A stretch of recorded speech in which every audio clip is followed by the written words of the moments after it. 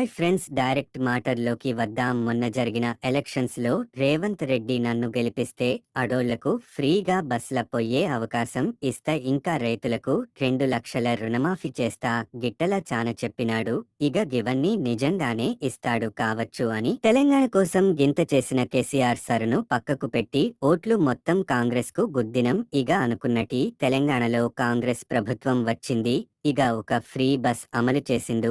Free bus ఇచ్చుడేమో గాని బస్లల్ల పోధం అంటేనే గుండెల్లో గుబులు పుడుతుంది. మొత్తం ఆడోళ్లే కనబడుతున్నారు. సరే, ఇదంతా పక్కకు పెడితే పాపం ఆటో అన్నల పరిస్థితి విషమంగా ఉన్నది. జనాలు ఎవ్వరూ ఎక్కుతలేరు ఆటోలాల్లా. ఓ తెలంగాణ ముఖ్యమంత్రి సారు రేవంత్ రెడ్డి గారు పథకాలు పెడితే అందరికీ ఉపయోగపడేలా ఉండాలి, కానీ ఒకల కడుపు కొట్టుడు కాదు అంటున్నారు జనాలు. గింతకి మిగిలినగా 5 పథకాల సంగతి ఇప్పటి వరకు సప్పుడు చేస్తలేరు.